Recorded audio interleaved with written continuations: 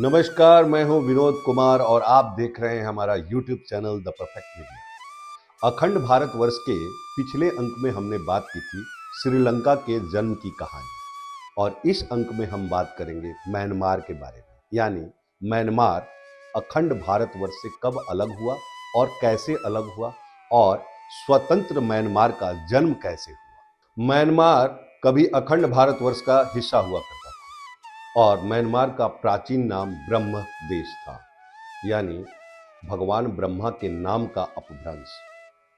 ब्रह्म देश को ही बामर भी कहा जाता था और बामर का भी संबंध भगवान ब्रह्मा से था। अंग्रेजों के काल में बामर अंग्रेजों के लिए उच्चारण करने में कठिन होता था, यानी बामर शब्द अंग्रेज बहुत आसानी से नहीं उच्चारण कर पाते थे, इसलिए अंग्रेजों ने ही बामर से बर्मा कर दिया और इस तरीके से बर्मा आधुनिक नाम से प्रचलन में आया। बर्मा यानी म्यांमार सदियों से भारत का ही एक उपनिवेश था। अशोका सम्राट के काल में यह क्षेत्र बौद्ध धर्म और संस्कृति का पूर्वी केंद्र बना। म्यांमार की बहुसंख्यक बौद्ध धर्म को मानने वाले हैं और म्यांमार का इतिहास बहुत ही पुराना और जटिल है। पूर्व में यहाँ पर बहुत सी जातियां निवास करती आई हैं, जिनमें से मान और प्यू शायद सबसे पुरानी जातियां थी। म्यांमार का इतिहास सन 1044 ईस्वी के मियन वंश के शासनकाल से प्रारंभ होता है और 1287 में कुबला खां के आक्रमण के बाद मियन वंश का विनाश हो गया। 500 वर्षों तक राज्य छोटे छोटे टुकड़ों में बटा रहा। सन 1754 में ओलंगपाया सान यों मान साम्राज्य को जीतकर बर्मी वंश का स्थापना हुआ, यानी बामर वंश की स्थापना हुई, जो 19वीं शताब्दी तक रहा। बर्मा शासकों का कालक्रम कुछ इस प्रकार से था। पीयू और मान के बाद 849 से 1287 तक पेगन वंश ने शासन किया, यानी पेगन वंश का राज्य रहा। छोटे राज्यों जैसे अवा 1364 से लेकर 1555 तक, हंथनवदी पेगु 1287 से लेकर 1539 तक, शानराज 1287 से लेकर 1757, अराकन 1287 से लेकर 1784। ये छोटे राज्यों के शासकों के नाम थे। उसके बाद यहाँ पर टैंगो वंश का शासन रहा, जिसकी अवधि 1486 से लेकर 1752 तक थी। प्रथम टैंगो वंश 1599 तक रहा और दूसरे काल में वह 1752 तक था। उसके बाद आए कोनबोंग शासक, यानी कोनबोंग वंश का शासन रहा, जो 1752 से लेकर 1885 तक रहा।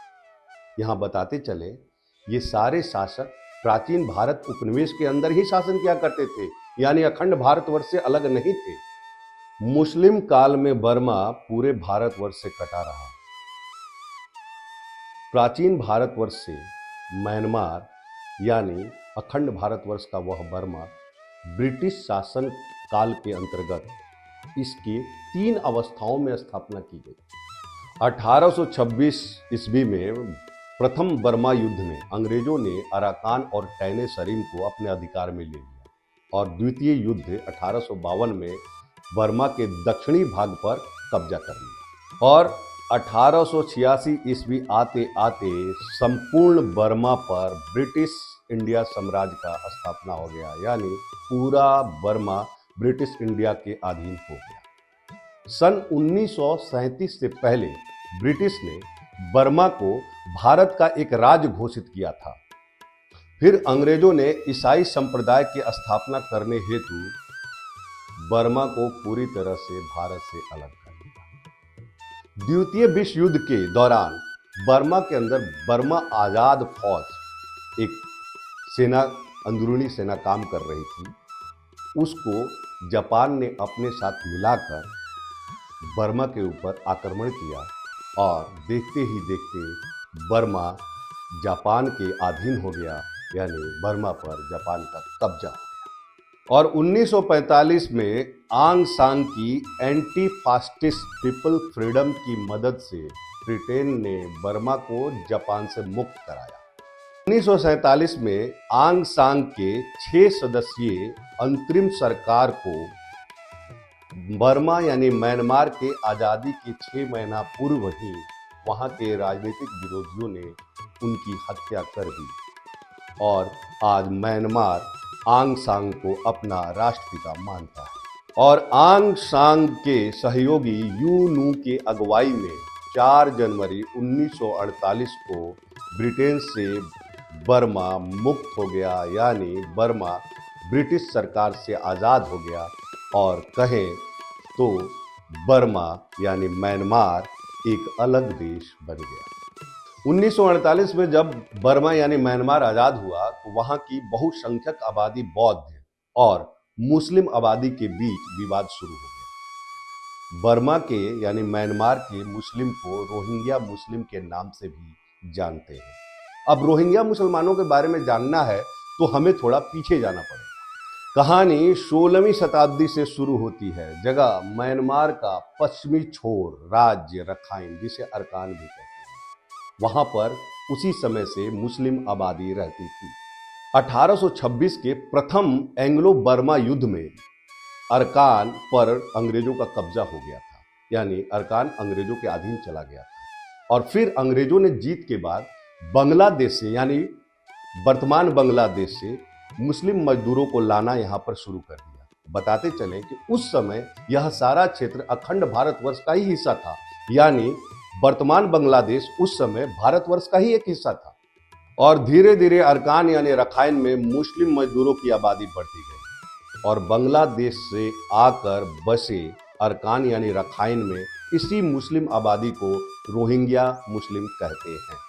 और यहाँ बताते चले 2012 में रखाइन के अंदर एक बहुत बड़ी सांप्रदायिक दंगा भी हुआ था। 2014 में म्यांमार की सरकार ने एक जनगणना चालू की, जिनमें 10 लाख लोगों को गिनती ही नहीं की गई, यानी उन 10 लाख लोगों की गिनती नहीं हुई और वे 10 लाख लोग रोहिंग्या थे।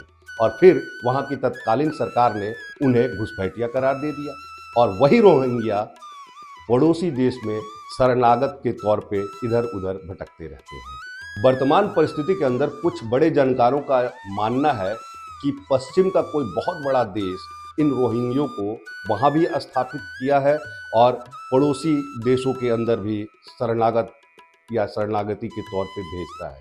ये कुछ जानकारों का मत है। और अभी भी बर्मा के अंदर बाहरी देशों का हस्तक्षेप है, यानी उनके अंदरूनी जो राजनीतिक माहौल है उसके अंदर भी बाहरी देशों के हस्तक्षेप है। म्यांमार की आर्मी अपने ही लोगों को बहुत सताती है, या यूं कहें बहुत ही ज्यादा जुल्म ढाती है।